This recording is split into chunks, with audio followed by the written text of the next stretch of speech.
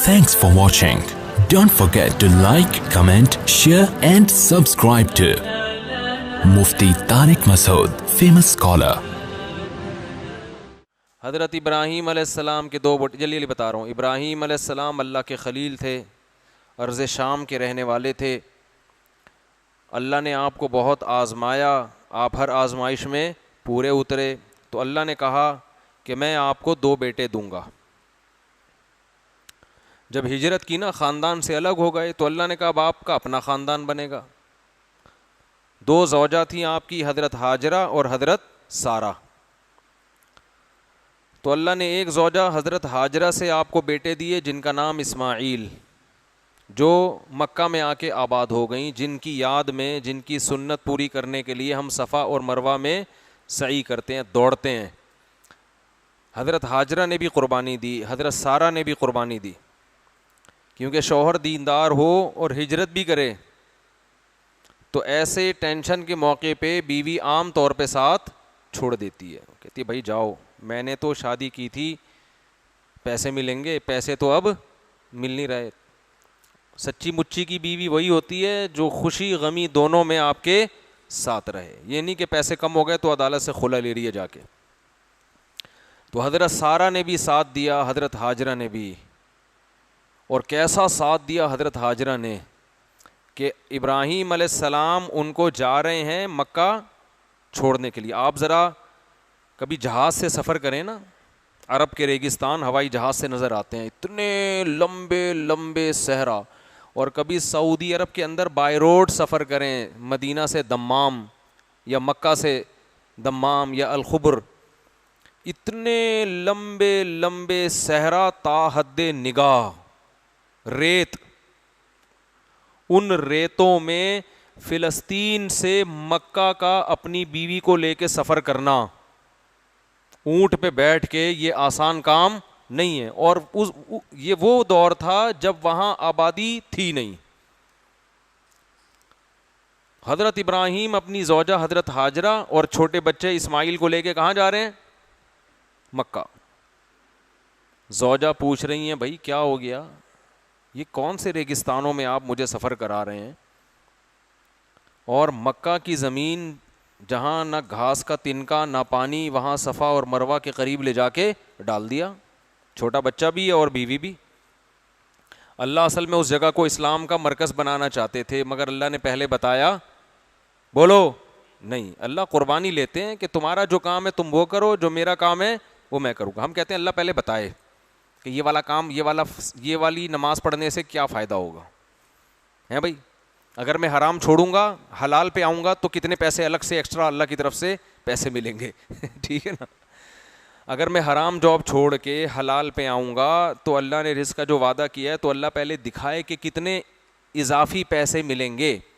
Bank manager کہتا ہے کہ اگر میں سودی بینک میں مینجمنٹ کی جاب چھوڑوں گا تو حلال میں اگر اس کی ڈبل مل رہی ہوگی تو چھوڑوں گا، ورنہ دنیا چھوڑ دوں گا، سودی جاب نہیں چھوڑوں گا۔ یہ نہیں ہوتا، یہ سارے غیب کے وعدے ہیں۔ اللہ پہ اعتماد، توکل، اللہ کے حکم کو فالو کرنا ہے، نتیجہ کس کے ہاتھ میں چھوڑنا ہے؟ اللہ۔ پھر سر اٹھا کے جیتا انسان، مزہ آتا ہے یار۔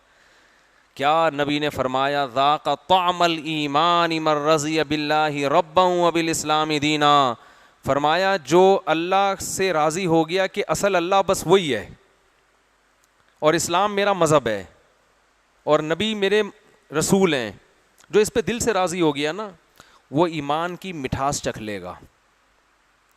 ایمان کا ٹیسٹ ہے بڑا لذیذ، اسلام بڑا مزیدار مذہب ہے، اس کو اسلام کا ٹیسٹ سمجھ میں آ جائے گا۔ ہمیں کیوں سمجھ میں نہیں آتا؟ لٹکے ہوئے ہیں بیچ میں، ٹرائی کر رہے ہوتے ہیں ٹھیک ہے نا، کر لیتے ہیں، پڑھ کے دیکھ لیتے ہیں، تو نتیجہ اللہ پہ چھوڑو۔ اگر اللہ نے ایک کام کا حکم دیا ہے کہ یہ کرنا ہے ہر قیمت پہ، تو حضرت ابراہیم کو حکم دیا اپنی زوجہ کو کہاں چھوڑ کے آ جائیں؟ مکہ۔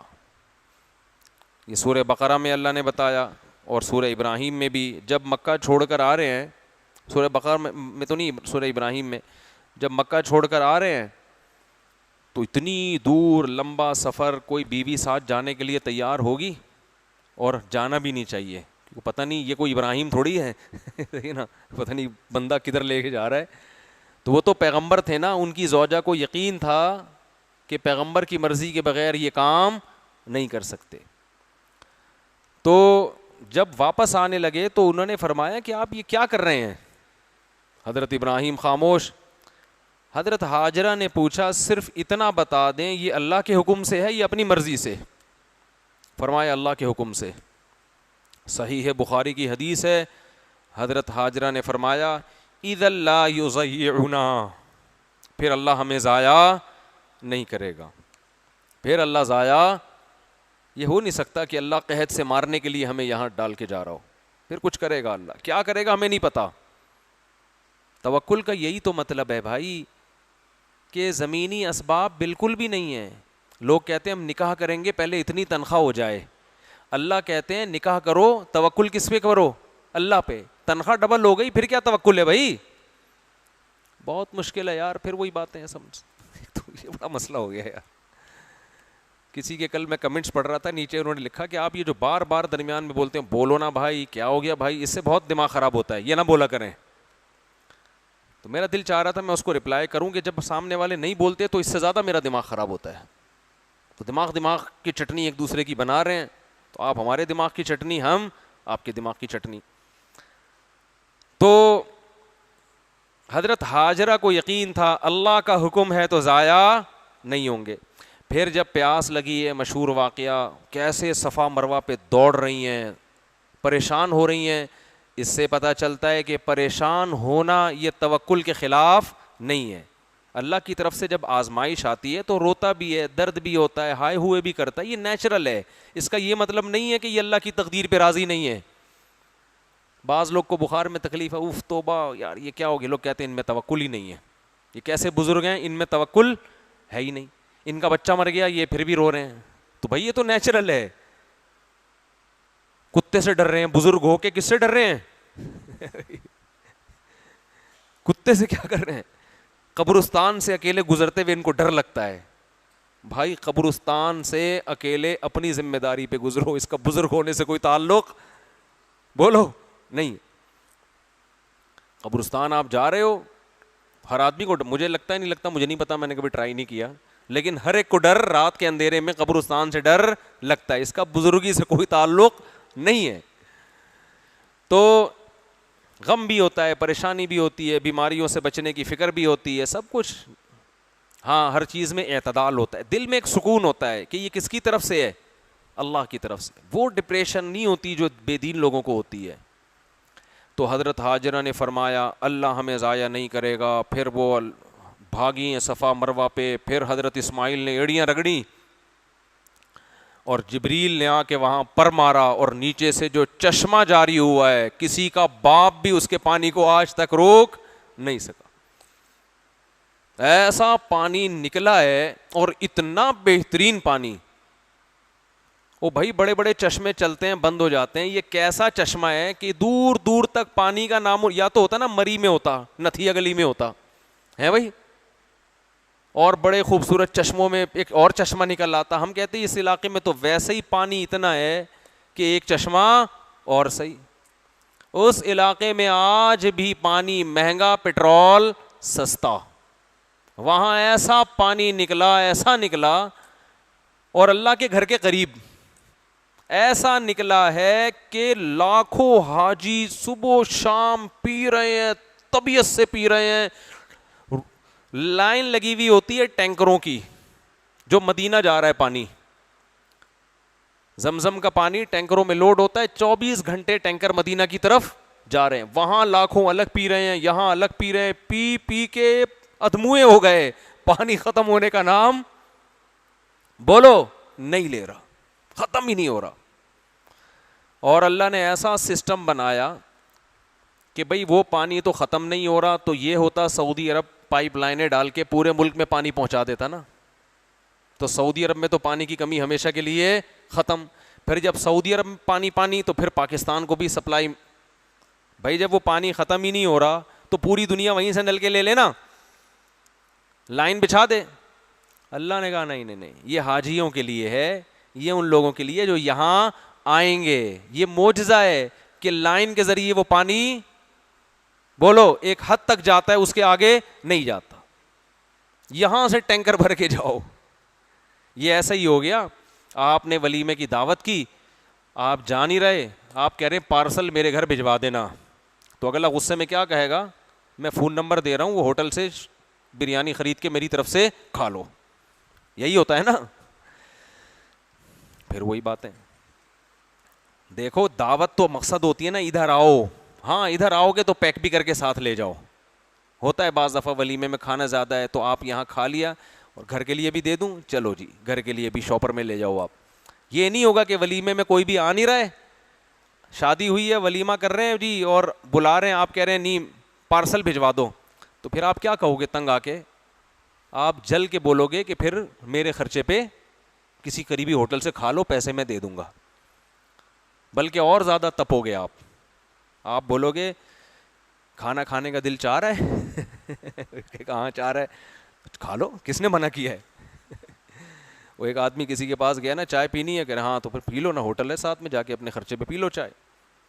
ایک آدمی نے اعلان کیا کہ ایک بہترین جاب ہے, 2 وقت کا کھانا فری. ایک غریب آدمی چلا گیا, چلو 2 وقت کا کھانا تو فری ملے گا, کیا جاب ہے, کہتے ہیں بھائی داتا دربار میں جا کے لنگر لے کر آنا ہے, دوپہر 2 لنگر, رات کو 2 لنگر, 2 میں سے ایک اپنے لیے اور ایک میرے لیے, یہ جاب. تو حضرت ہاجرہ نے کیا قربانی دی ہے, اور زم زم, کیوں اس کا نام, حضرت ہاجرہ کی زبان عربی تھوڑی تھی, وہ کہہ رہی تھی زم زم رک جا, عبرانی زبان میں زم زم کہتے ہیں رک جا. اتنا پھیل رہا تھا نا وہ پانی, ایسا چشمہ پھوٹا ہے اس کے اندر سے. اللہ کو قربانی بڑی پسند ہے. ہم لوگ پیڑے کھا کے اسلام پہ چلنا چاہتے ہیں, کوئی ہمت کر کے داڑھی نہیں رکھ رہا, وہ کہہ رہے جب میں بوڑھا ہو جاؤں گا رکھوں گا. پھر کیا یار, ابھی جوان ہو, ابھی جوان ہو, ابھی داڑھی رکھو, ابھی اسٹائل ہیں آپ کے, ابھی روڈ لائنر بن کے چلتے ہو, ابھی کرتے جو ہے نا ایسے ایسے کر کے جا رہے ہوتے ہو, ابھی کٹس دکھا رہے ہو لوگوں کو, ابھی داڑھی رکھو جوانی میں. یہ قربانی ہے, اللہ کو پسند آئے گی. جوانی میں زنا کو چھوڑو, بچو اس سے. اور زنا اس کا اللہ کو زنا سے بچنا پسند ہے جس کو عورت خود زنا کی دعوت دے اور وہ کہے انی اخاف اللہ, مجھے ڈر کس کا ہے, اللہ کا ڈر ہے. تو اللہ کو قربانی پسند ہے. ابراہیم علیہ السلام کا اتنا بڑا مقام کیوں ہے, قربانی بہت ہے. سب سے پہلے قوم کی قربانی, باپ کو چھوڑ دیا, رشتہ داروں کو چھوڑ دیا, سب نے پکڑ کے آگ میں ڈال دیا, کود رہے ہیں آگ میں, اللہ نے آگ کو ٹھنڈا کر دیا آپ کے لیے, سب کچھ چھوڑ دیا نا. تو اللہ نے کہا آپ کو میں اکیلا بولو نہیں چھوڑوں گا. تو اکیلا کیسے نہیں چھوڑے گا اللہ, کوئی تو میرے ساتھ ہے نہیں. تو اللہ نے فرمایا آپ کا نکاح, آپ کی جو دونوں زوجات ہیں, دوسری شادی بھی حضرت ابراہیم کی بعد میں ہوئی ہے, تو آپ کی دونوں بیویوں سے آپ کو بیٹے ملیں گے نیک اور صالح. یہ آپ کا خاندان, نیا خاندان آباد ہوگا آپ کا. تو ابراہیم علیہ السلام کے 2 بیٹے اسماعیل اور اسحاق, یہ میں نسب بیان کر رہا تھا. تو میں یہ عرض کر رہا تھا کہ حضرت ہاجرہ کی قربانی ہے, تو اللہ نے حضرت ہاجرہ کو بھی نوازا نا. کیا نوازا ہے یار. جو پیغمبر حج پہ جا رہا ہے, جو صحابی حج پہ جا رہے ہیں, اللہ کہتے ہیں ہاجرہ کی طرح صفا اور مروہ پہ تم نے دوڑ لگانی ہے. میری بندی نے قربانی دی تھی, اس کا بچے کی یاد میں بچے کو بلکتا دیکھ کے تڑپنا مجھے بہت پسند آیا تھا. دیکھو اللہ کی بھی کیا حکمت ہے. حضرت ابراہیم جب حضرت ہاجرہ کو وہاں چھوڑ کے گئے تو قربانی تو ہو گئی نا بھائی, آزما لی اللہ نے. اب اللہ فوراً چشمہ پیدا کر دیتا, کیا خیال ہے بھائی فوراً پیدا ہو گیا اب یہیں رہو, نہ نہ نہ, اللہ تھوڑا تڑپاتا ہے. ہمارے حضرت فرمایا کرتے تھے یہ محبت کی چٹکی ہے. کبھی کبھار محبوب کو محبت کی وجہ سے ٹینشن دی جاتی ہے, کیونکہ ٹینشن کے بعد جو خوشی ملتی ہے وہ بغیر ٹینشن والی خوشی سے زیادہ اچھی نہیں ہوتی. اللہ یہ منظر دیکھ رہا ہے کہ ان کو دوڑنے دو. ادھر صفا پہ پہاڑی پہ چڑھی ہیں, دیکھ رہی ہیں کہیں پانی ہے یا نہیں, پھر ڈر ہے کوئی درندہ میرے بچے کو نہ کھا لے, اور بچہ ایڑیاں رگڑ رہا ہے پیاس سے, بھوک سے, چھاتی میں دودھ نہیں اترتا جب پانی نہ ملے. پھر اترتی ہیں, پھر مروہ پہ چڑھ کے دوڑتی ہیں کہ بھئی شاید وہاں پانی ہو.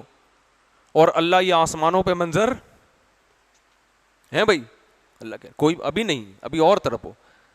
ایسے موقع پہ حضرت ہاجرہ رو تو رہی ہیں, بھاگ تو رہی ہیں, مگر اللہ سے شکایت نہیں کر رہی کہ اللہ یہ کیا, میں نے تیرے پیغمبر سے شادی کی ہے, کتنی بڑی قربانی دی, اور اس کا مجھے یہ صلہ ملا ہے. ایک حرف بھی زبان پہ شکایت کا بولو نہیں یار.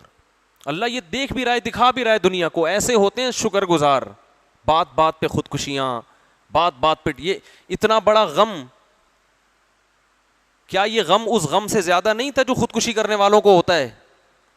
خودکشی کرنے والوں کو کیا غم ہوتا ہے؟ ایک محبت ناکام ہو گئی, امتحان میں نمبر کم آ گئے, یہ کوئی غم ہے؟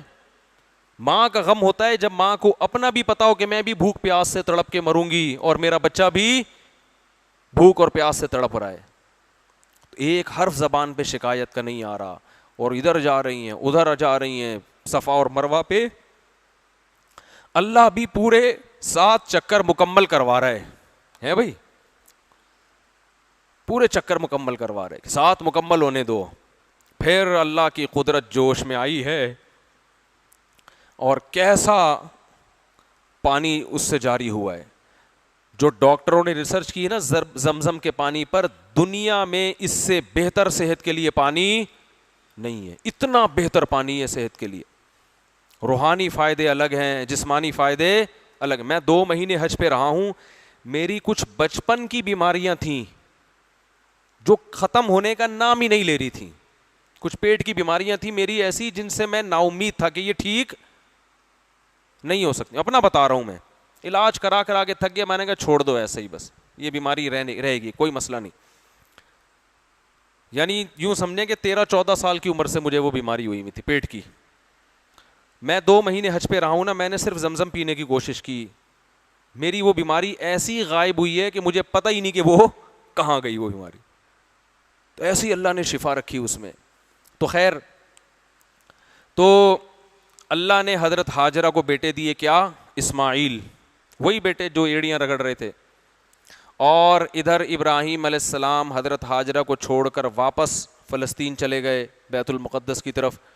تو وہاں اللہ نے آپ کو جو بیٹے دیے ان کا نام کیا تھا؟ اسحاق. اسحاق علیہ السلام کی اولاد میں آگے ہزاروں پیغمبر آئے ہیں, اور اسماعیل علیہ السلام کی اولاد میں 2000 سال تک کوئی پیغمبر نہیں آیا.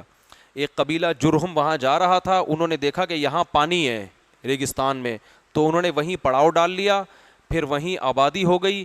اسماعیل علیہ السلام نے انہی کی عورت میں سے کسی عورت سے شادی کی.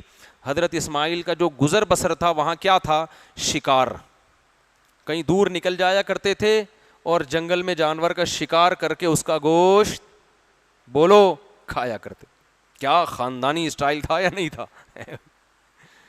یہ مسلمانوں کی ہے, پتہ نہیں پب جی میں لگ گیا ہے, کس میں لگ گیا ہے. شکار کرو اللہ کے بندو, کوئی ڈھنگ کے صحت والے کام کرو. پہاڑوں پہ چلنا ہوتا ہے نا شکار کے لیے, تو چلا تو جاتا نہیں ہے, چلیں گے کہاں سے؟ تو ابراہیم علیہ السلام کا, اس لیے حضرت اسماعیل علیہ السلام کا گزر بسری شکار تھا, تو اس وجہ سے تیر اندازی میں بہت ماہر ہو گئے تھے. تبھی حدیث میں آتا ہے آپ صلی اللہ علیہ وسلم نے صحابہ سے فرمایا, ارمو فإن اباکم کان رامیا, تیر اندازی سیکھو, تمہارے باپ اسماعیل بہترین تیر انداز تھے. یہ تو اسماعیل علیہ السلام کی اولاد میں تھے نا, قریشی. تو حضرت اسماعیل نے وہیں شادی کی جرہم قبیلے کی خاتون سے. پھر حضرت ابراہیم علیہ السلام فلسطین سے اپنے بیٹے سے ملنے کے لیے آئے, تو حضرت اسماعیل گھر پہ نہیں تھے. ان کی زوجہ سے, اپنی بہو سے پوچھا میرا بیٹا کیسا ہے تمہارے ساتھ؟ انہوں نے ایسا ہے ویسا ہے, ایسی برائیاں بیان کی. وہ سمجھ گئے کہ یہ ناشکری عورت ہے, کیونکہ وہ تو پیغمبر ہے, پیغمبر تو حقوق ادا کرتے ہیں, یہ ناشکری ہے. تو حضرت ابراہیم علیہ السلام نے اپنی بہو سے کہا کہ میرا بیٹا آئے نا تو اس سے کہنا کہ گھر کی کیواڑ تبدیل کر دو. کیواڑ کہتے ہیں نا دروازہ, چوکھٹ. تو وہ جب گھر پر آئے اسماعیل علیہ السلام, انہوں نے کہا کہ بیوی نے بتایا کہ آپ کے والد آئے تھے, کہہ رہے تھے گھر کی کیواڑ تبدیل کر دو. انہوں نے کہا یہ مجھے کہہ کر گئے ہیں کہ میں تمہیں طلاق دے دوں. تو حضرت اسماعیل نے اپنی زوجہ کو بولو طلاق دے دی, پھر دوبارہ شادی کی. آپ نہ کریے گا یہ کام کہ آپ کی بیگم ناشکری ہے. ایک تو پتہ نہیں کہ ناشکری ہے بھی کہ نہیں ہے, ہو سکتا ہے آپ میں ہی فالٹ ہو. وہاں تو یقین تھا کہ پیغمبر میں فالٹ نہیں ہوتا. دوسری بات یہ کہ اگر وہ ناشکری ہے تو آپ کون سا دودھ کے دھلے ہوئے ہیں, ٹھیک ہے نا, وہ اگر پوری سیدھی نہیں ہے تو آپ کون سا, آپ بھی تو جلیبی کی طرح سیدھے ہیں نا, ٹھیک ہے نا. تو جیسی روح ویسے فرشتے, کیونکہ اگر آپ نے طلاق دے کے کہیں اور شادی کی تو مجھے گالیاں دیں گے کہ میں نے ناشکری ہونے کی بیس پہ اس کو طلاق دی تھی, دوسری اس سے بھی زیادہ مجھے ٹیڑھی ملی ہے, کیونکہ مارکیٹ میں جس قسم کی چیزیں مل رہی ہیں وہ یہی مل رہی ہیں جو آپ کو ملی ہوئی ہیں. یا تو ہوتا نا کہ اتنی نیک نیک خواتین کا ایک کنٹینر آیا ہوا ہوتا سعودی عرب سے یا کہیں مکہ مدینہ سے, کنٹینر اترا ہے بھائی, ایک دم تہجد گزار, پرہیز گزار, شکر گزار, پاؤں دھو دھو کے پینے والی خواتین کا کنٹینر آیا ہوا, رشتے دھڑا دھڑ. بھائی مارکیٹ میں جو مل رہی ہیں وہ کون سی ہیں, وہ یہی والی ہیں. اور مارکیٹ میں میاں بھی یہی آڑے ترچے ٹیڑھے میڑے یہی مل رہے ہیں مارکیٹ میں, تو سب گزارا ہی چلانا ہے اب.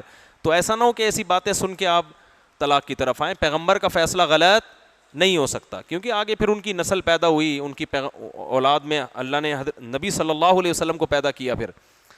تو خیر ادھر اسحاق علیہ الصلاۃ والسلام نے کی اولاد میں پھر حضرت یعقوب علیہ السلام پیدا ہوئے جن کو اسرائیل کہا جاتا ہے.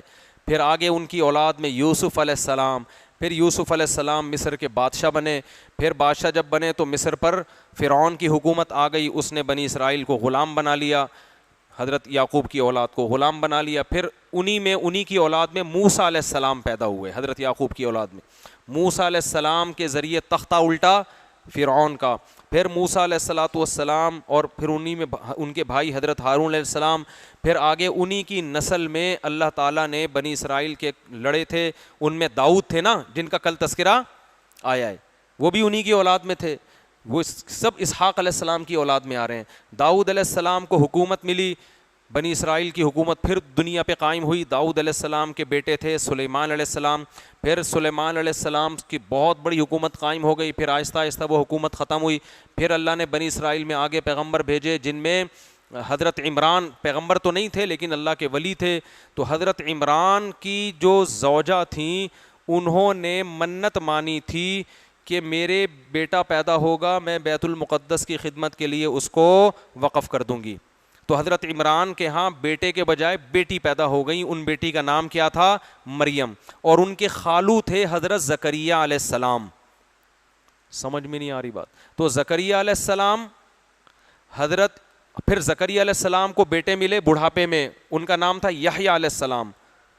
تو یحییٰ علیہ السلام, حضرت مریم, حضرت زکریا, حضرت عیسیٰ, یہ چاروں ایک ہی دور کے ہیں. بہت مشکل ہے. زکریا علیہ السلام یعنی ہمارے نبی سے 600 سال پہلے کے پیغمبر ہیں. یہ ہمارے نبی سے کتنے سال؟ 600 سال پہلے یہ چاروں آئے ہیں. حضرت مریم, حضرت زکریا جو حضرت مریم کے خالو, زکریا کے بیٹے حضرت یحییٰ جو حضرت مریم کے خالہ زاد بھائی بھی ہو گئے, اور ادھر حضرت مریم کے بیٹے حضرت عیسیٰ. تو حضرت عیسیٰ حضرت اسحاق کی جو اولاد میں پیغمبر چلے تھے ان میں آخری پیغمبر کون ہے؟ حضرت عیسیٰ علیہ الصلاۃ والسلام. بات سمجھ میں آ رہی ہے کہ نہیں آ رہی؟ تو حضرت عیسیٰ کے بعد اللہ نے پھر کیا کیا؟ جو ادھر مکہ میں 2000 اچھا یہ پورا 2000 سال کا تقریباً ہے, ابراہیم علیہ السلام سے لے کر نبی صلی اللہ علیہ وسلم تک تقریباً کتنا بنتا ہے یہ؟ 2000 سال. تو ان 2000 سال میں ادھر اسماعیل علیہ السلام کی اولاد در اولاد در اولاد ہو رہی ہے, مگر ان میں کوئی نبی پیدا نہیں ہوا. تو اسماعیل علیہ السلام کی اولاد میں ایک ہی نبی پیدا ہوئے جن کا نام تھا محمد صلی اللہ علیہ وسلم. یہ سلسلہ کھوپڑی میں آیا کہ نہیں آیا؟ باقی ادریس علیہ السلام وہ ابراہیم علیہ السلام سے پہلے کے ہیں, نوح علیہ السلام وہ ابراہیم علیہ السلام سے پہلے کے ہیں. سمجھ میں آ رہی ہے کہ نہیں آ رہی ہے؟ تو اب اللہ کہتے ہیں کہ اللہ نے آل عمران کو بھی منتخب کیا تمام جہان والوں میں, اور ان میں حضرت عمران کی زوجہ نے منت مانی کہ اے اللہ میرے پیٹ میں جو بچہ ہے میں اسے دین کی خدمت کے لیے وقف کروں گی. لیکن جب بچہ پیدا ہوا تو وہ بچہ کے بجائے کیا تھی؟ بچی. تو پریشان ہو گئیں, یہ کیا بھائی؟ لیکن اللہ کے علم میں تھا کہ اس بچی سے اللہ وہ کام لے گا جو بیٹے سے نہیں. تو قرآن کہتا ہے کہ حضرت مریم کی والدہ کا انتقال ہو گیا, پھر خاندان میں جھگڑا ہوا کہ ان کی کفالت کون کرے گا. تو حضرت مریم کے جو خالو تھے حضرت زکریا علیہ السلام, ان کے نکاح میں چونکہ حضرت مریم کی خالہ تھیں, تو حدیث میں آتا ہے کہ ماں کے بعد کس کا درجہ ہے؟ خالہ کا. تو وہ قرآن اندازی میں نام بھی حضرت زکریا کا نکلا. حضرت زکریا علیہ السلام نے حضرت مریم کی تربیت کی ہے اپنے گھر میں, اور حضرت مریم اس قدر عبادت گزار, اس قدر پاک دامن کہ جب انسان عبادت کثرت سے کرتا ہے تو اللہ کی طرف سے کچھ کرامتیں ظاہر ہونا شروع ہو جاتی ہیں. فضائل اعمال میں کرامتیں لکھی ہوئی ہیں نا, جن کو یہ شرک کہتے ہیں, تو یہ اس کا شرک سے کوئی تعلق نہیں ہے, یہ تو اللہ کی طرف سے ہوتی ہیں.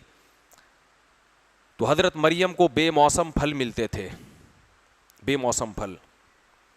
تو حضرت زکریا علیہ السلام بوڑھے بھی ہو گئے اور ان کے اولاد بھی نہیں ہے, تو پوچھا یہ پھل کہاں سے آئے؟ انہوں نے کہا اللہ کی طرف سے. فوراً دعا مانگی, اے اللہ تو مریم کو بے موسم پھل دے سکتا ہے تو مجھے بڑھاپے میں اولاد کیوں نہیں دے سکتا؟ تو بڑھاپے میں اللہ نے آپ کو یحییٰ علیہ الصلاۃ والسلام دیے. اور عجیب بات یہ ہے کہ اتنا مبارک خاندان جس کی قرآن تعریفیں کر رہا ہے, قرآن کہہ رہا ہے زکریا اور ان کی زوجہ ہم سے دعائیں مانگا کرتے تھے, نیکی میں ایک دوسرے سے آگے بڑھ چڑھ کے پہل کیا کرتے تھے. اتنا مبارک خاندان, لیکن زکریا علیہ السلام کو بھی قتل کیا گیا, سر پہ آرا رکھ کے چلا دیا گیا ان کے. یحییٰ علیہ السلام کو بھی قتل کیا گیا, حضرت عیسیٰ علیہ السلام کو بھی قتل کرنے کی کوشش کی گئی. اس سے پتہ چلتا ہے بھائی یہ دنیا دار العمل ہے, دار الجزا نہیں ہے. یہاں بڑے بڑے پیارے پیغمبر دنیا میں آئے ہیں اور لوگوں نے ان کے ساتھ ظلم کیا, سروں پہ آرے رکھ کے ان کے 2 ٹکڑے کر دیے, لیکن نہ آسمان حرکت میں آیا نہ زمین میں جنبش ہوئی. کیوں؟ قرآن کہتا ہے وَلَا تَحْسَبَنَّ اللَّهَ غَافِلًا عَمَّا يَعْمَلُ الظَّالِمُونَ, ظالم جو کچھ کر رہے ہیں اللہ کو غافل مت سمجھو. انما یؤخرهم لیوم تشخص فیہ الابصار, میں نے ایک دن رکھا ہوا ہے حساب و کتاب کا. ورنہ سوچو قرآن جن پیغمبروں کی اتنی تعریفیں کر رہا ہے, ان کے قاتل کتنے بدبخت ہوں گے, کتنے بدبخت ہوں گے.